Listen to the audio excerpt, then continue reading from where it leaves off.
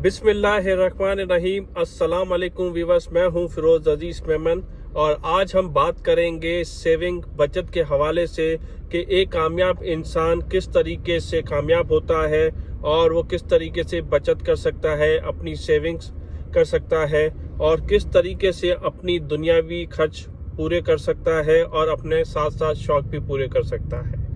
चाहे कोई भी इंसान हो, अमीर हो, मिडिल क्लास हो या गरीब हो, सब अपने तौर तरीके से अपने खर्च पूरे कर सकते हैं, अपनी बचत भी कर सकते हैं। और अगर गरीब आदमी है, अगर वो अपने शौक पूरे नहीं कर सकता तो एटलीस्ट वो अपने खर्च और मंथली जो अखराजात हैं वो आसानी से पूरे कर सकता है और छोटी मोटी ज़रूरतों के लिए सेविंग कर सकता है।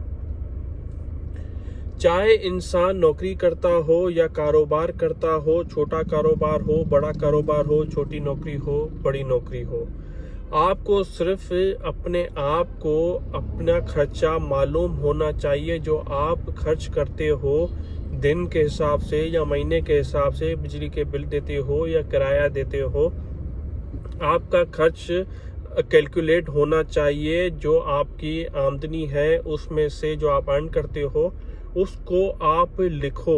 एक जगह पे लिखना ज़रूरी है ताकि आपको पता चल सके कि कहाँ और कैसे कितना खर्च होता है। अगर एक एग्जांपल ली जाए कि बिजली का बिल है जो आप कम और ज़्यादा कर सकते हो क्योंकि किराया आपका फिक्स होता है, बल्कि हर 11 महीने साल के बाद वो 10% 5% बढ़ता है।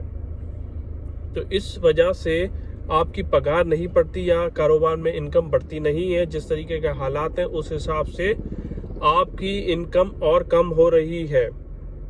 तो इसमें आपको अपना जो हिसाब किताब है वो करना पड़ेगा, कैलकुलेशन रखनी पड़ेगी कि राशन मेरा कितना आता है, बिजली गैस का बिल कितना आता है, मेरा रेंट कितना जाता है, मेरे स्कूल की फीस बच्चों की कितने की जाती है। आपको हर चीज़ कैलकुलेट कर कर रखनी पड़ती है। और बहुत ज़रूरी है जितना भी आपका खर्चा हो उसमें से चाहे 100 रुपये हो, चाहे 500 रुपये हो, 1000 हो या 1 लाख रुपए, आपको सेव करना ही करना है। आपको अगर 10,000 रुपये भी तनख्वाह है तो आप महीने के कम से कम 100-150 रुपये भी जमा करें। अगर 100-150 के हिसाब से भी जाएं तो साल के 1500-2000 रुपये बन जाते हैं।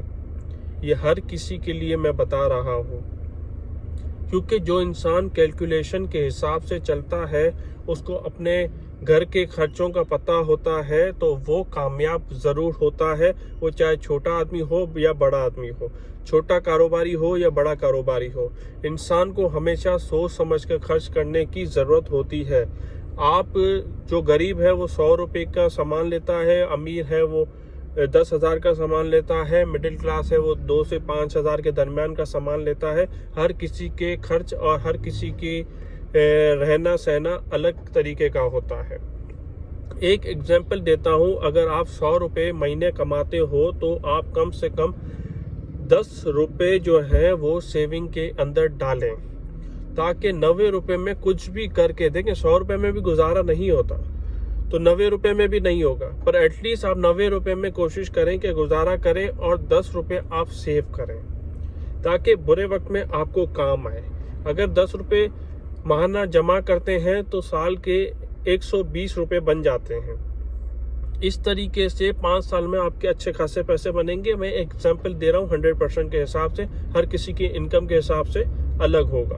10% आप कम से कम निकालें, लाख रुपए के ऊपर 10,000 रुपये सेव करें, 90,000 रुपये का खर्चा करें ताकि आपको वो जो बचत है वो बुरे वक्त में आपको बड़े भाई या बाप की कमी महसूस होने नहीं देगा। इस वजह से आपको सेविंग करना हर हाल में ज़रूरी है। खर्चे पूरे ही नहीं होते तो सेविंग की बात कहाँ से आएगी। ये बिल्कुल आपका जो सवाल है वो जायज़ है, पर एटलीस्ट अगर आपकी 50,000 में पूरत नहीं हो रही तो एटलीस्ट आप उसमें से 1,000 रुपये सेव तो करें। आप समझे 49,000 रुपीज़ आप कमा रहे हैं, उसी में से पूरा करना है तो एटलीस्ट आप जो जमा करेंगे वो 12,000 रुपये आपके जमा हो जाएंगे।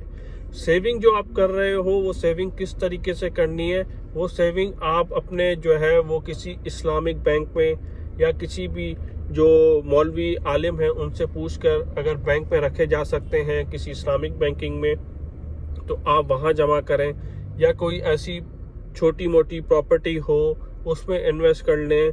आप अपने पास गला रख लें एक, उसके अंदर सेविंग कर लें। कुछ भी तरीके करके आप उस सेविंग को इस्तेमाल कर सकते हैं, आप सेव कर सकते हैं उसको, ताकि बुरे वक्त में आपको काम आए। उम्मीद करता हूँ आपको ये चीज़ समझ आई होगी और आपको वीडियो पसंद आई होगी। मेरे चैनल को लाइक और सब्सक्राइब ज़रूर कीजिएगा। इजाज़त दीजिए, अल्लाह हाफिज़।